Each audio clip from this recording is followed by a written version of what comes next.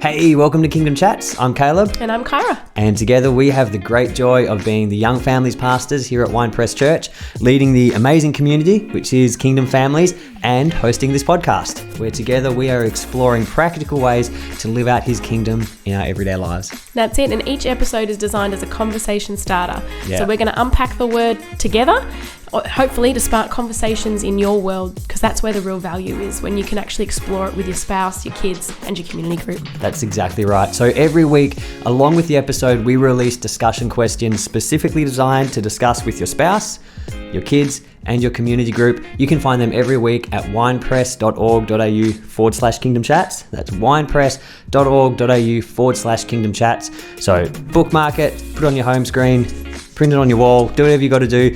Go there every week to explore those questions together, and together let's see His kingdom come on earth as in heaven. Let's dive in.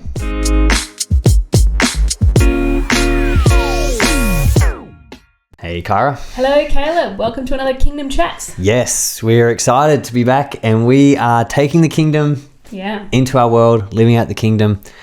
It's exciting. It's good. It's good. Talking about harvest. Yes. Talking about the plentiful harvest and being the workers that God can use. Exactly right. So if you've been tracking with us the last few weeks, we've been talking about that compassion that Jesus had when He saw the lost, when He saw the harvest fields. He said the harvest is plentiful, but the labourers are few. He said the issue is not that we're running out of people to reach.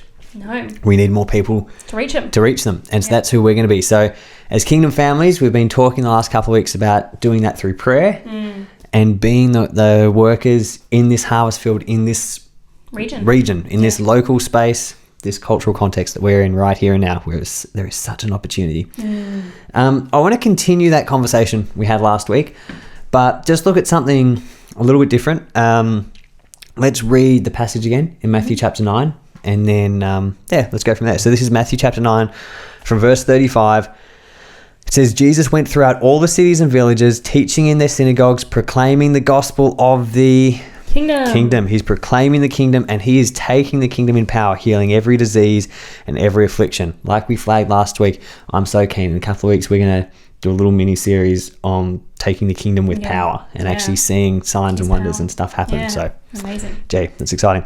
Anyway, when He saw the crowds, He had compassion for them. So that's that word compassion, that deep yearning, moved to the depths of His heart, because they were harassed and helpless like sheep without a shepherd. Then He said to His disciples, the harvest is plentiful, but the laborers are few. Therefore pray earnestly to the Lord of the harvest to send out laborers into His harvest. Again, I won't unpack all that because we have been the last few weeks.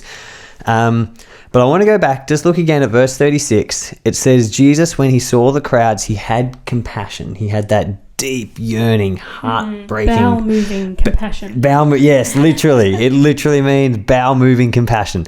You can watch the episode a couple of weeks ago to understand why that means. But, when you saw these people, His bowels were moved because they were harassed and helpless like sheep without a shepherd. I love how it specifically says that. He didn't just see the people and feel compassion. He saw that they were harassed and they were helpless. They were like sheep without a shepherd.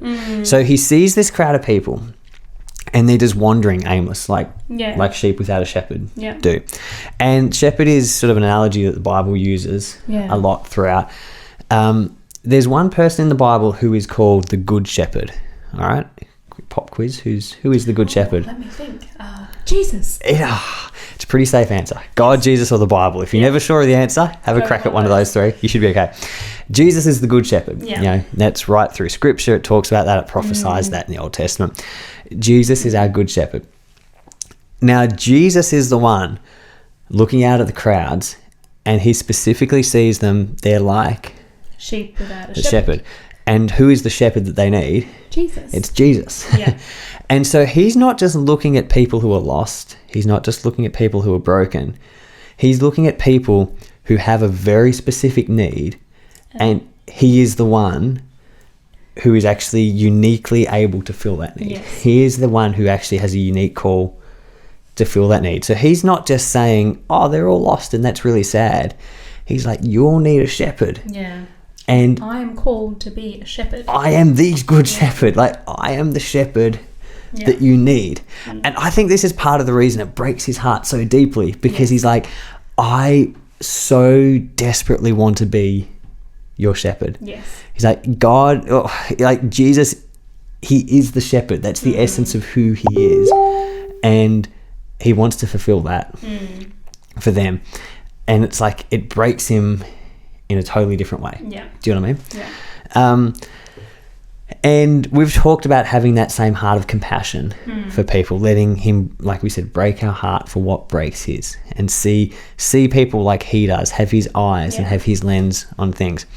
But I think it's so significant that he has this compassion that specifically says, like, sheep without a shepherd, because I feel like we can probably all relate to a time where either us or someone else we know has had something where it's like, you know, you get way more upset about something than you should. Yeah. I'm not talking about being in a bad mood and just getting grumpy. No. But all of us, I think, have those things. It's like we see something and it's like, oh, that really pulls at my...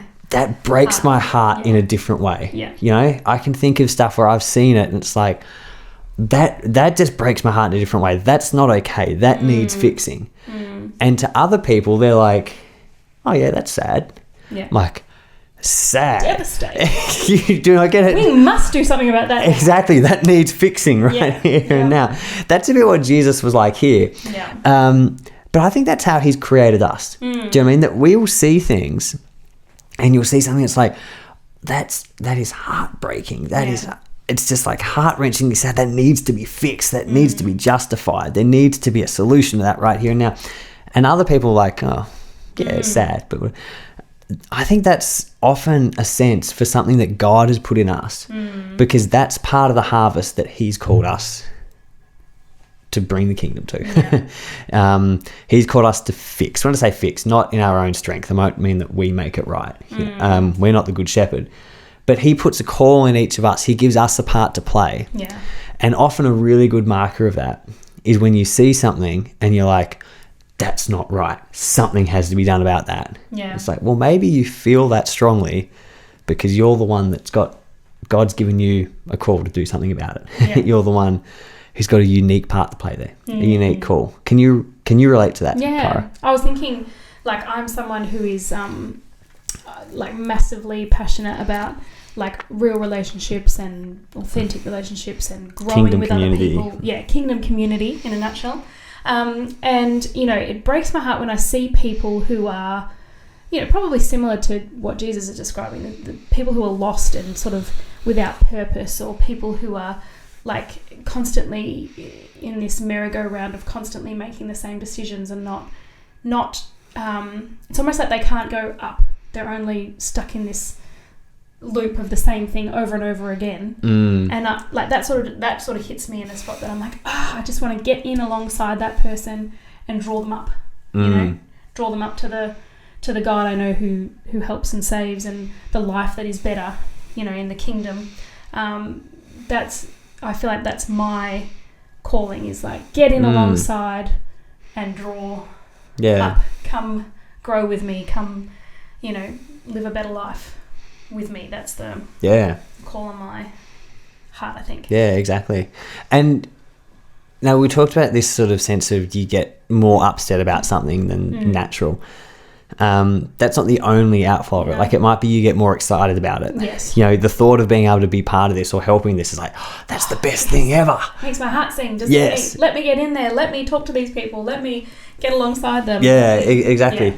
Whereas to other people, will be like, oh yeah, that sounds nice. Like, nice. A lot of work. Yeah, you don't understand how amazing this is. Yeah. And, you know, I was thinking about different people I know. Like, I know people who relate this way to specifically like people in our community who are like immigrants or don't speak the language well. Yeah. And they're like, oh, we need to help them. We need to help them.